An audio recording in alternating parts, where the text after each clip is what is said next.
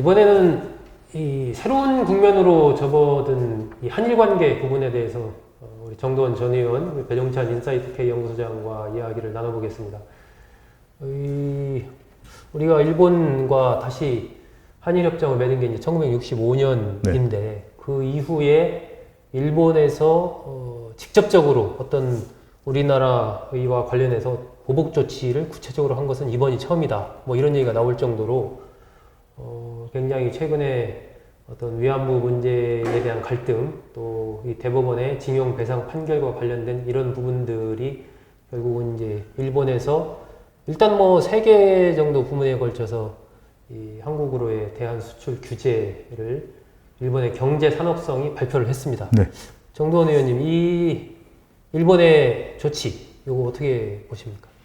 그러니까 언론에서 다 나왔듯이 우리의 급소를 찔렀다는 거. 급소를 찔렀다. 네. 그러니까 우리한테 굉장히 뼈아픈 대목이고, 과거에 안을 파동 났을 때 중국이 우리 핸드폰 네네. 수입 규제를 하면서 급소를 찔러가지고 우리가 손을 들었잖아요. 네. 그때가 연상이 되고, 이거 사드 규제도 우리가 굉장히 지금까지 외화가 남아있는데. 예전에 마늘도 있고 막 그랬었죠. 이번 정부에서 위안부 문제라든가 그건 일단 그 합의를 깬 거죠. 일본이 먼저 깼다는 뭐 주장도 할 수 있지만 우리도 깬 거예요. 네. 근데 그 부분하고 강제징용자 배상 문제하고 네. 문제가 하얀 수면에 있다가 이 정부 들어와서 그 문제가 돼버렸어요. 문제를 만들기도 한 측면이 있고. 네. 그럼 뒤수습을 해야 되는데 뒤수습을 안 하고 그냥 속수무책으로 있었던 거예요. 네. 근데 이런 일을 예상을 못했다? 그거는 이제 굉장히 부책임한 거죠. 그리고 좀 민주당 의원들 얘기로는 이렇게 얘기를 해요. 아니, 그 3권 분립인데 사법부가 독립되어 있는데 사법부에서 이렇게 판정한 거 행정부에서 어쩌란 말이냐. 네. 그 얘기도 굉장히 부책임한 얘기죠. 대통령은 입법부 수장이기도 하지만 국가 원수거든요. 네. 그 국가 전체 일에 대해서 다른 나라와 외교 관계에 있어서 책임자 중에 총책임자죠. 그러니까 이 문제에 대해서 뭔가 대안을 갖고 있든지 뭐 해야 되는데 지금 발등에 불이 떨어졌는데 외교부는 뭐 지금 아직 연구 중이다. 네. 연구 중. 국민들한테 할 도리가 아니죠. 네. 저는 이게 정도원 의원님 말씀하신 그 급소가 굉장히 중요한데 그 급소를 맞을 것을 이미 올 초부터 예견을 하고 있었거든요. 많은 전문가들이 그 이야기를 했었어요. 네. 그러니까 워낙 위안부 문제에 대해서 합의가 되지 않을 뿐더러 또 대법원에서 강제징용 배상, 네. 이 관련된 전범 기업들의 재산에 대해서 몰수할 수 있게 하기. 이거는 일본에서 난리가 났었거든요. 네, 네. 근데 문제는 뭐냐면은 그래서 경제 보복을 해올 것이다. 왜냐하면 정치적 보복은 가능하지 않은 일이고 네. 일본이 우리의 이 목을 조을 수 있는 급소가 있거든요.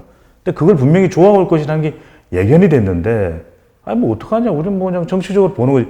이렇게 외교부가 손을 놓고 있을 일은 아니었다라는 겁니다. 네. 그러니까 아무리 일본이 싫더라도 일본의 의도는 분명하거든요. 그렇지 않습니까? 왜냐하면 지금 이번 달이죠. 7월 달에 선거가 있어요. 네. 참여연 선거가 그러니까 네. 아베의 지지율이 내려갈 때마다 국민들을 자극합니다. 근데 국민들을 자극할 때 중국을 자극하는 방법도 있지만 대부분은 한국을 끌어다들여요. 그런 이유가 혐한론이 굉장히 이제 높아진 겁니다. 이게 일본 국민들이 설마 우리를 안 좋아할까? 일본의 명동에 나가보니까 일본에서 온 20대 여성들이 하이 이러면서 뭐 BTS 스바라시 아닙니다. 근데 지금 일본 대부분의 국민 여론은 한국 싫어하는 사람들은 오질 않는데 이게 일본 니온 케이자이 신문이 니케이 리서치라고 하는 회사를 통해서 지난해 10월 11월 네. 2달 동안 일본 국민 1673명을 대상해서 우편 여론조사를 했어요. 일본은 우편 여론조사가 자기 속마음을 드러냅니다. 네. 전화로 하잖아요. 전화조사 안 됩니다, 일본. 우편 조사를 하면 본인 스스로 이 문항을 보면서 하이 이러면서 답을 쓰는 정도로 이 속마음이 여기서 드러나는 거거든요. 근데 63명 중 2명은 한국이 싫답니다. 3명 중 2명. 네. 그러면 이런 여론 상황에서 아베 총리가 야, 한국 신뢰를 할 수 없는 나라다. 그러니까 목 조으자. 이러면 지지율이 올라간다니까요. 근데 외교부에서는 지금부터 대응을 해보자. 기업들이 알아서 하시겠죠. 저는 그래서 이 외교부를 우리가 막무가내로 좀 그렇습니다, 의원님. 비판할 수는 없지만 왜 일본에 대해서는 이렇게 그냥 무심한 건가, 소홀한 건가. 그러니까 혹시라도 저는 문재인 대통령이 일본에 대해서 별로 이 탐탁해하지 않는 그런 이 인식을 가지고 있기 때문에 외교부도 그렇게 따라가는 것인가? 아니거든요. 그러니까 이 한일 외교는 굉장히 중요한 외교인데, 경제 외교는 특히 저는 이걸 등한시해서는 안 됐어야 되는데 너무 방심하거나 정말 대비가 없지 않았나는 생각이 듭니다. 네. 일단 지금 뭐 나오는 반응 봐서는 청와대는 일본의 경제산업성이 보복 조치를 취한 거기 때문에 우리로서는 산업통상자원부가 대응하는 게 맞다고 본다라면서 특별한 얘기를 내놓지는 않고 있는데, 이 문제가 사실은 외교부나 산업통상부 차원에서 뭐 어떤 그 실질적이고 구체적인 어떤 조치들을 사전에 준비를 했다거나 취하기를 기대하는 것은 쉽지 않은 일이고, 결국은 문재인 대통령 청와대의 어떤 그동안의 이번 사태를 바라보는 그 부분에 핵심이 있는 거 아닙니까? 지금까지 나온 무슨 대책이라고 나온 거는 WTO에 제소한다는 거. 네. 그거는 뭐 1년 반, 2년 걸린다는 거 아니에요? 그리고 네. 결정이 나더라도 강제력도 없기 때문에 실효성이 문제되고, 또 하나는 부품 소재 산업을 육성을 해서 뭐 정부 지원을 강화하겠다. 네, 1조 원 투자하겠다. 어느 세월에. 네. 그러다가 우리나라 기업들은 다 망가지죠.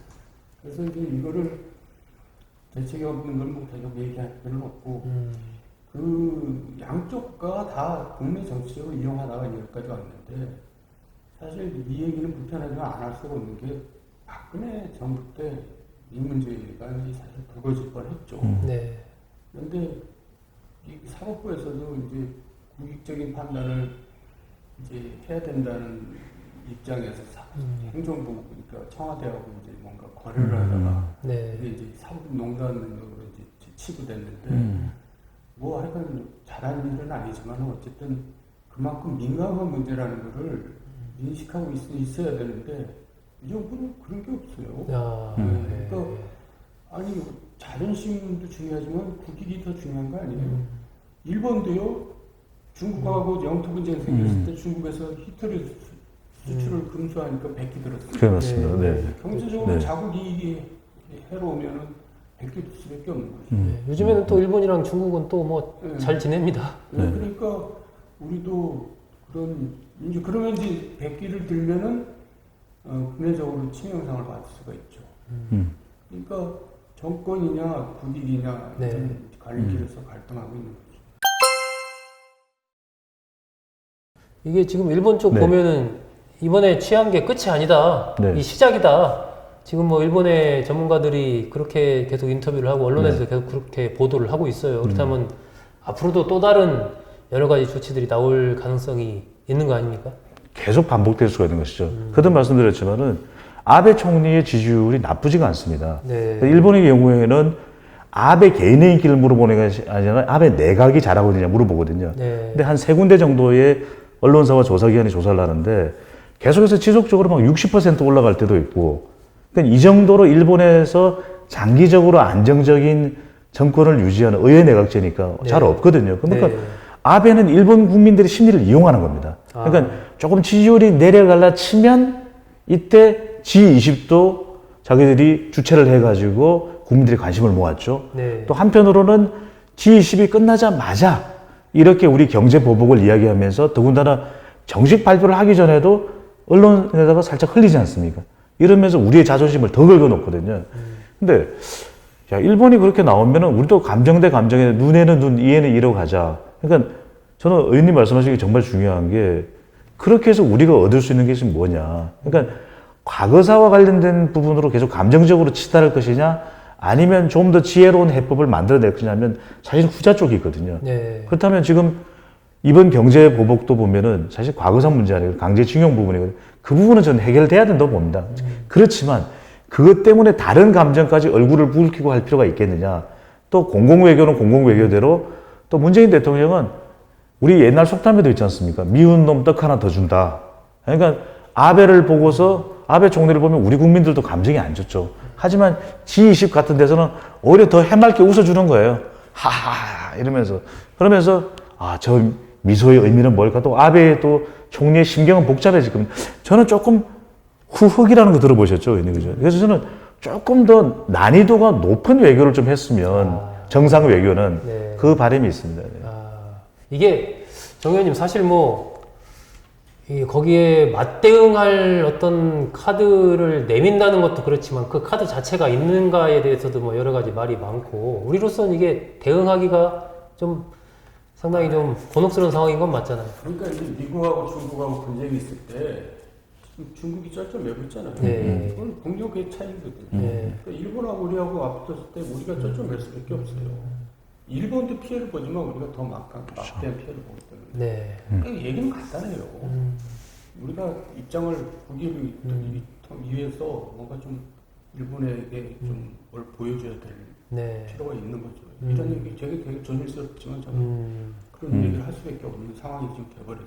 네, 네.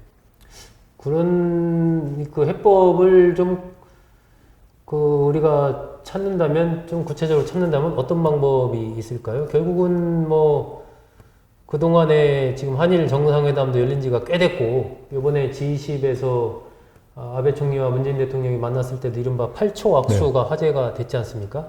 바로 가까운 이웃나라임에도 그렇다면 결국 이런 문제를 풀기 위해서는 어떤 대통령의 태도라고 할까요? 입장이라고 할까요? 이런 부분이 굉장히 지금 중요해지는 거 아닌가요? 그 전에 이제 저는 이 판결을 김명수 대법원장이 된 다음에 판결을 내린 거거든요. 네. 김명수 대법원장이 두들긴 거죠. 네. 물론 이제 강제징용자들의 그 고통이나 이런 아픔은 우리가 주체할 수 없지만 이런 사태를 사법부라고 얘기는 하지 말라는 법은 없거든요. 네. 사법부도 이건 국제적인 문제이기 때문에 국제적인 판단을 해야 되는데 그러니까 지금 사실 난감한 겁니다. 네. 다시 이게 법적으로 이제 최종 심리 다 끝났기 때문에 그렇죠. 다시 되돌릴 수도 없고. 그러니까 우리가 양보를 한다면 굉장히 굴욕적인 양보를 할 수밖에 없는 상황이 되버린 거죠. 이렇게 맞는 겁니다. 저는 그렇지 않으면은 그러나도 지금 경기가 이제 굉장히 나쁘거든요. 네. 저는 자영업을 하면서 체감하는데 되게 어려워요. 그리고 주변 얘기 들어보면은 그 가장 자기가 장사를 한 이후로 가장 심하다. 반토막이다. 네, 이렇게 얘기하거든요. 예. 근데 이제 엎친 데 덮친 데 결국으로 또 이런 일까지 생기면 정말 경제는 어렵죠. 그럼 우리 경제에도 영향을 줄 수밖에 없는 것이 심리적인 것도 크거든요. 그러니까 지금 자영업이고 또 일본에 이렇게 되면 또 나오는 이야기가 한국 여행을 제한할 수도 있다. 이런 이야기까지 나오는데 비자 얘기하죠. 예. 중국 관광객들이 와서 우리나라의 이 경제 또 이걸 도움도 되지만 또 일본 관광객들이 와서 도움되는 것도 적지 않거든요. 또 숙박하는 거라든지 또 1인당 썸씀이라든지 이런 것은 상당히 우리한테 도움이 되고 보탬이 되는 게 맞는데 이렇게 되면 또 양국 국민들 사이에 악감정만 생기게 되거든요. 그러니까 우리도 이제 일본 여행 가지 말자 이런 얘기 나오겠죠. 저는 진짜 이게 핵심이라고 봅니다. 요즘 자영업이 얼마나 어려우냐면 한때는 정말 아프니까 청춘이다 그랬거든요. 근데 요새는 아프니까 자영업이다 이런 이야기가 나올 정도로 아프니까 자영업. 정말 아픕니다. 급소를 찔린 듯한 네. 맞은 듯한 기분이 들 정도라고 그러는데 저는 일본 문제는 정말 풀기 어려운 숙제임에는 분명한데 관련된 조사를 계속해 보면 묘한 공통점을 발견할 수가 있습니다. 이야기를 현재보다 과거 쪽으로 가져가게 되면요 상당히 안 좋아집니다. 근데 이야기의 방향을 미래 쪽으로 가져가거나 현재 쪽으로 두게 되면은 좋아지거든요. 네. 그러니까 저는 과거를 이야기하지 말자가 아닙니다. 근데 과거에만 머물러 있으면 안 되기 때문에 저는 해법은 과거보다는 미래다. 그래서 저는 독도 문제를 이야기할 수 있습니다. 과거사 문제 이야기할 수 있습니다. 근데 위안부 이야기도 근데 이것만 이야기하면은 그냥 되돌아가더라고요. 그래서 조사에 근거해서 말씀드리면 저는 오히려 이런 것들에 대해서 굉장히 우익적인 사고를 가지고 있는 일본의 일부 우익 인사들에 대해서는 국제사회적 윤리로 저는 고립시키면 된다. 연대해서 그렇게 네. 되면 될 것 같고요.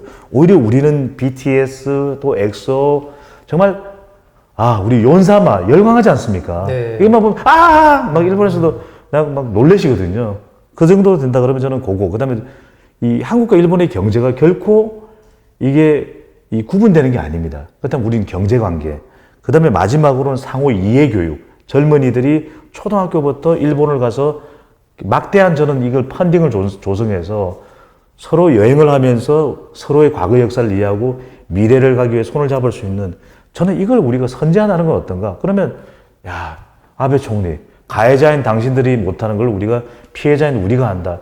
저는 이런 좀 역발상을 해보는 것도 좀 괜찮지 않을까라는 생각을 해봅니다. 네. 한일 간 갈등이 새로운 국면에 접어들면서 여러 가지 향후의 여파가 주목되고 있는 가운데 오늘 이 관련된 주제로 이야기를 나눠봤는데 이 한국과 일본, 한국과 중국, 또 한국과 중국, 일본 이 동북아 3국은 사실은 뭐 경제 공동체로 얽혀 있고 서로 이와 입술 같은 이런 관계에 있기 때문에 어느 한쪽이 공격을 펼친다고 해서 다른 쪽이 상처만 입는 게 아니고 서로가 상처를 입는 이런 관계에 있어서 어쨌든 이런 부분이 장기화되는 것은 어느 나라에도 도움이 안 된다는 생각이 들고요. 특히 좀 우리나라와 일본 사이의 소통, 우리가 지금도 뭐 국내에서도 소통의 문제를 많이 얘기하는데 정상끼리 만나는 것, 또 외교 장관끼리 만나는 것, 또 경제 담당 장관들이 만나는 것 이런 부분들이 좀 그동안에도 좀 있고 했으면 여러 가지 해법을 좀 쉽게 찾을 수 있지 않을까 싶은데 뭐 쉽지 않은 상황인 것은 분명히 보이는데 앞으로 좀 더 그런 노력들을 정부 차원에서 기울여서 뭔가 이 부분에서 좀 합리적인 해결책을 빨리 찾았으면 하는 그런 생각이 듭니다.